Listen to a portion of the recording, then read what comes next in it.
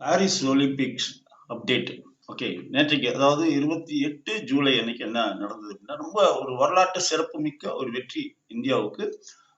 மனு பாக்கர் துப்பாக்கி சுடுற போட்டியில வெண்கல பதக்கம் ஜெயிச்சிருக்காங்க.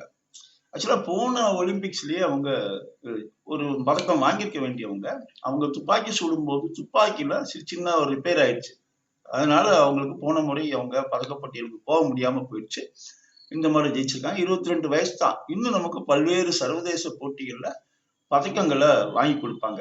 அது மாதிரி ரமிதா ஜிண்டால் அவங்களும் இறுதிச் சுற்றுக்கு தகுதி பெற்றிருக்காங்க துப்பாக்கி சுடுற போட்டியில. ஒருவேளை அவங்க கிட்ட இருந்து நமக்கு பதக்கங்கள் வரலாம்.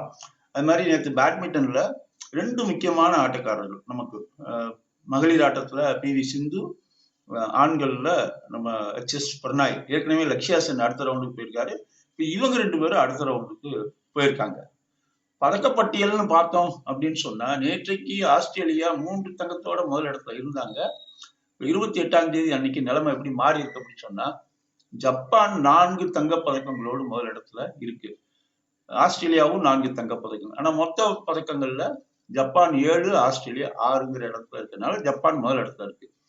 3ஆம் இடத்துக்கு அமெரிக்கா முன்னேறி இருக்கு. 3 தங்க பதக்கங்கள். ஆனா மொத்த பதக்கங்களுடைய எண்ணிக்கை பார்த்தோம்னா 12 பதக்கங்களை வாங்கியிருக்காங்க. நேற்றைக்கு 2ஆம் இடத்துல இருந்த சீனா இன்னைக்கு 6வது இடத்துக்கு கீழே போயிருக்கு. 3 தங்க பதக்கங்களா இருந்தாலும் அதுக்கு மேல பிரான்ஸ், தென்கொரியா இவங்கெல்லாம் இருக்காங்க. ஓகே. ஆனா நேற்றைக்கு ஒரு ஒரு வித்தியாசமான வினோதமானன்னு சொல்லலாம். அது கால்பந்து வரலாற்றுல அது இது போன்ற அதிசயங்கள் நடக்கும். ஆஸ்திரேலியாவுக்கும் ஜாம்பியாவுக்குமான போட்டி.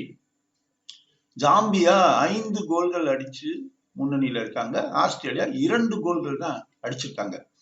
ஆனா நிலைமை எப்படி மாறுதுன்னா, அடுத்து ஒரு 4 கோல்களை போட்டு ஆஸ்திரேலியா அந்த மேட்ச் ஜெயிக்கிறாங்க. ரொம்ப ஒரு வித்தியாசமான ஒரு நிகழ்வு. ஆஸ்திரேலிய ரசிகர்கள் நேற்றைக்கு அதை கொண்டாடி இருக்காங்க பெண்கள் கால்பந்து போட்டியில. ஓகே. இது இப்போ உள்ள அப்டேட். மறுபடியும் அடுத்த அப்டேட்ல நாம சந்திப்போம். ஓகே. பை.